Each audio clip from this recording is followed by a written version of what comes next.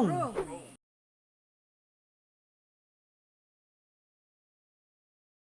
Nah, mungkin hari ini tuh kita membahas yang bisa disebut kalau ramaiannya sih virus Asteria ya kemarin. Karena virus COVID ya. Nah, kemudian rame di publik, para budayawan Sunda juga protes, termasuk Kang Emil meminta Asteria minta maaf. Nah ini menarik juga karena ketika 2015 juga ada Habib Rizik itu memplesetkan Campurasun, Kang Emil juga minta Asteria minta maaf, publik juga sempat ramai. Nah kita mungkin berbicara di seputaran itu. Nah, di sini ada Kang Nu nih. Ada Kang Nu dari, beliau ini adalah wartawan senior dari media mainstream gitu.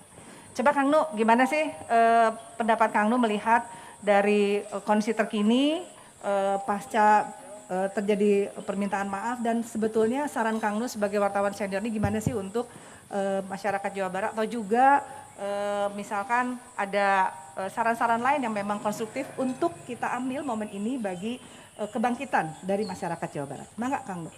Mangga hatur nuhun Teh Keri, Kang Satria. Minggu-minggu ini kita memang disibukkan dan disuguhkan oleh isu yang sebenarnya nggak penting-penting amat sih ya kalau kita melihat dari perspektif kreatif ya.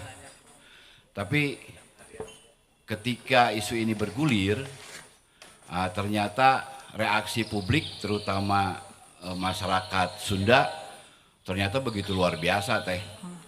Nah, saya sebagai aktivis dari media tentunya menangkap ini sebagai sebuah fenomena yang menarik. Ini bukan pertama kali terjadi sih sebenarnya. Tapi khusus untuk sekarang ini agak ada warna lain gitu ya. Satu karena yang ngomongnya adalah politisi, kemudian di ruang politik, di sidang dewan, kemudian pada substansinya nggak politik itu sebenarnya ya.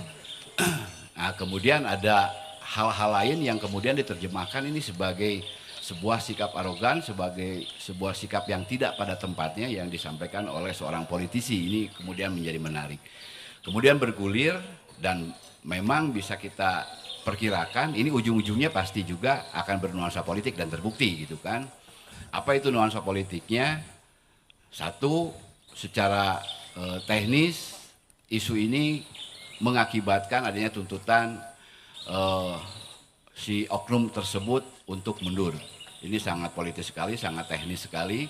Kemudian juga dari reaksi yang muncul di publik itu ada satu sikap sosial politik yang sangat kental. Betapa komunitas masyarakat Sunda merasa tergerak untuk menampilkan jati dirinya. Nah ini yang menjadi pertanyaan berikutnya. Apakah reaksi ini akan berujung pada tadi seperti disampaikan Teh Keri dan Kang Satria ke hal-hal yang konstruktif atau tidak? Banyak sekali persoalan-persoalan yang seharusnya disikapi secara kompak oleh komunitas Sunda atau masyarakat Sunda.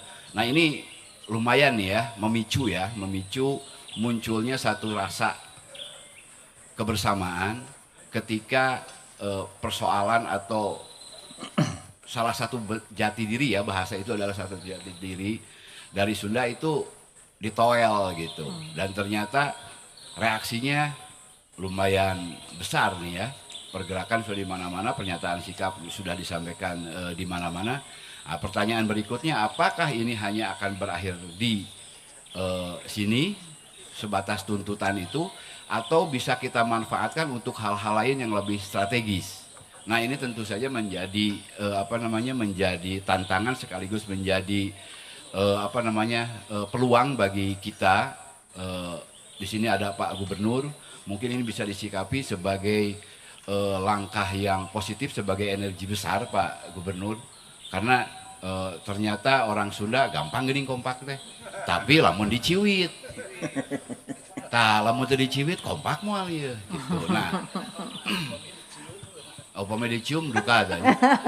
Nah, dari kasus ini salah satu pelajaran lah atau hikmah yang bisa diambil adalah bahwa orang Sunda teh geuning bisa kompak gitu. Nah, apakah kekompakan ini hanya untuk mensikapi persoalan ini saja yang dibilang nggak terlalu strategis sebenarnya meskipun ini sangat prinsip gitu.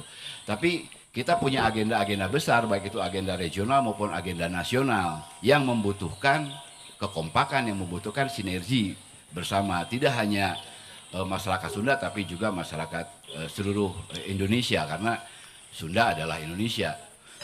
Nah, dalam konteks ini mungkin harus ada harus ada sebuah program yang bisa mengikat semua kesadaran dan rasa sehingga semua elemen kesundaan ini bisa bergerak bersama. Maksud elemen kesundaan ini masyarakat Jawa Barat dan masyarakat Sunda secara keseluruhan. Nah, pertanyaannya, kira-kira program apa atau kira-kira persoalan apa yang bisa mendorong kita bisa sama-sama bergerak ke arah tujuan yang sama. Ingat ya, kita sekarang mulai dari segi politik ya, dinamikanya udah mulai hangat nih, menuju ke 2024. Nah, ini sebuah agenda yang sangat strategis untuk menentukan pimpinan kita ke depan. Nah, kebetulan untuk kontestasi 2024 muncul beberapa nama. Beberapa survei beberapa waktu lalu sudah memunculkan beberapa nama, termasuk ada nama Sunda nih. Itu. Dan kebetulan nama Sunda itu adalah Gubernur Jawa Barat sekarang, Kang Ridwan Kamil.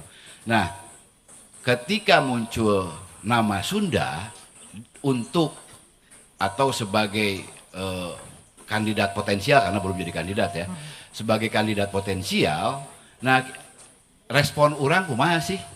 Nah, padahal kita tahu kita sama-sama bahkan ikut ya dalam beberapa menjelang kontestasi di beberapa pilpres sebelumnya.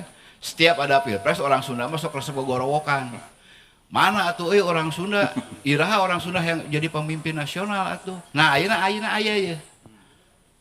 Nah, apakah ini akan kita manfaatkan atau tidak? Itu. Apakah ini bisa menjawab pertanyaan, menjawab kahayang, menjawab tekad, terutama kahayang lah. Kita pengen ada orang Sunda anu jadi pemimpin nasional, jadi pemimpin negara. Nah, apakah ini bisa kita manfaatkan kekompakan ini atau kekompakan ini hanya berlaku dalam 1 atau 2 minggu ke depan setelah tuntutan terhadap kasus Artia Dahlan selesai. Ini mungkin menjadi challenge atau menjadi tantangan sekaligus menjadi pekerjaan rumah bagi kita lah. Itu panginten teh sementawis. Hatur nuhun Kang. Ada yang menarik nih. Berarti memang istilahnya masyarakat Sunda teh tiasa ngahijinya Kang ya ternyata. Tapi kedah aya nu nyiwit. Nah, tadi katanya betul. Nah, tadi juga disampaikan bahwa ada nih bisik-bisik atau mulai hawar-hawar ada nama Sunda. Kalau hawar-hawar tos di mana-mana. Tos di mana-mana di 2024 ini. Jiwa lu rengse. Hatur nuhun.